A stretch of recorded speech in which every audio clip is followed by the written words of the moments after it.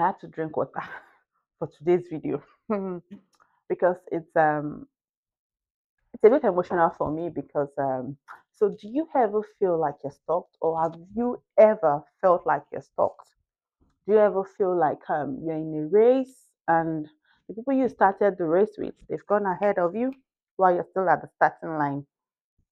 Or does it feel like you're just going through life in circle, like just going round and round and always back to the same spot?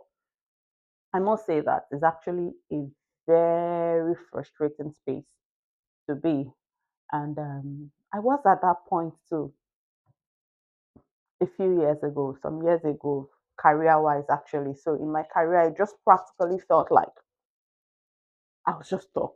I wasn't making progress. I wasn't doing things that there was just no morale. I was just very demoralized at that point in my life. And it took a bit of effort, a bit of work to come out of that. And so, if you are that person, or if you are in that same position today that you currently feel like, oh, nothing is happening for me, I'm just stuck, I want you to know that you're not alone. You are not alone. And the truth is, it's just a transition.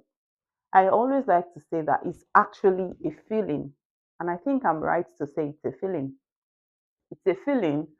And like with every other emotion, that means it can change. So please keep that in mind. But I want you to know that you're not alone. And remember, it is a feeling, which means it can change. So let's talk about it quickly. Why exactly do we feel stuck? And then how do we move beyond that level of, oh, I'm stuck?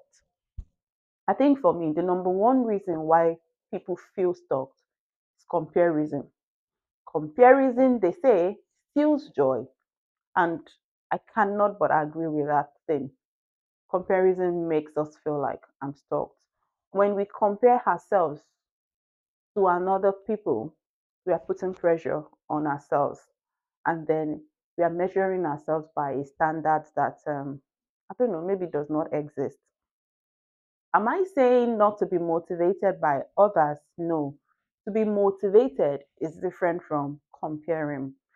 Um, Someone starts a new business, I'm motivated to say, oh, if this person can do it, it means I can do it as well. Or, it's different. Or someone is doing something that I've always wanted to do, and I see their success story, and I'm like, oh, if this person can do it and they are successful at it, it means I can also do it. But you know what? We compare ourselves a lot. And this day and time of social media, is not helping matter. Social media is bringing the heat on us, seriously. No one comes online to post their losses. Everybody shows up. We all show up online with our success story. And because we are showing our wins, how you're traveling the world, you're making money, you are balling, you are living the life, chopping the life of your head, it's putting pressure on some people. And then they just feel like, oh, is that not my mate that is doing this or that? And they end up feeling stuck. So comparison is the number one reason, and a very serious one, why people feel stuck. The second reason why people feel stuck is lack of clarity. Some people just do not have clarity. They don't know exactly what to do with themselves. They don't know what their strengths are, what skills they have. They don't have a direction for their life. And so those kind of people, they'll just be following the crowd. Anywhere belief is, they'll just follow. So people with no clarity will feel stuck. The other reason why people feel stuck is because of their past experiences. What in therapy we call trauma, or this day and time, I think a lot of people know what trauma is, but never assume. So past experiences will make people feel stuck. So let's say someone has been in an abusive relationship, even though they are now out of that abusive relationship, they can move on. They can't go into relationship with other ladies or other guys. Every other lady or guy that comes their way, they still have a mental picture of the person who was abusive to them.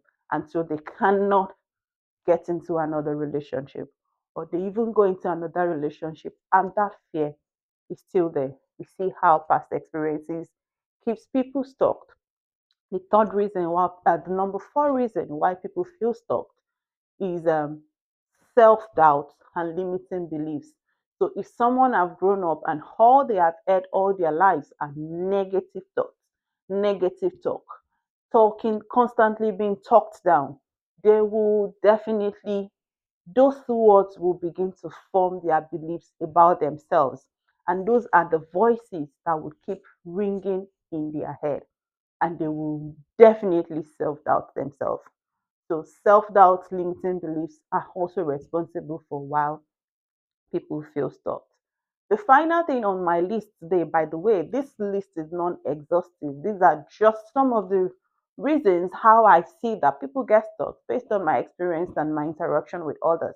So, the number five reason why someone may feel stuck is because they are just comfortable in that their comfort zone. They are just okay in their comfort zone. They are afraid to fail. They are afraid to take risk. They are afraid to just do something new. And so they would just rather stay in their comfort zone and not want to launch out. These are many more reasons why people feel stuck. But how then do we move beyond feeling stuck? Or how do we progress? I think the most important thing, or the number one thing, that's literally not the most important thing, but the number one thing is you need to self reflect. You need to sit down and analyze the situation and identify why you're feeling stuck. Why am I feeling this way? What is feeding it? Where is this thought? Where is this feeling? Where is it coming from? That is the foundation.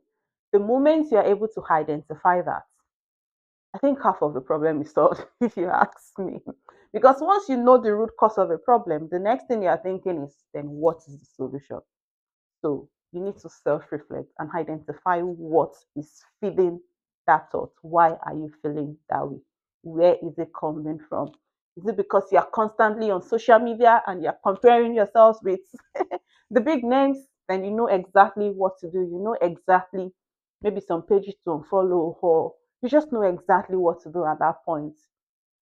You get so that's the starting point for. Second thing is you need to start reframing your thoughts. So if you are someone who self-doubts, if you are someone who has lots of limiting belief, this is really important for you. You need to start reframing your words and your thoughts. You need to start using empowering words when you're speaking to yourself. So instead of saying things like, I'm not good at this. You could say things like, I am learning to get better at this. I did it yesterday, although I didn't do it well. I will do it again tomorrow. I would keep trying until I get the desired result. So there is always an empowering way to reframe our words. It takes a lot of practice to get there, but you can do it. You just have to start practicing it. And that way you will continue to silence those voices in your head.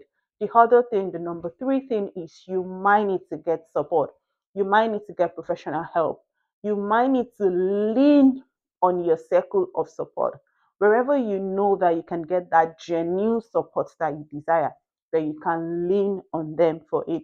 Because sometimes, even after you've identified the why and all of those things, you still need some form of help to probably even kickstart the process of finding yourself. So you need to find support. The other important thing is you need to set small achievable goals.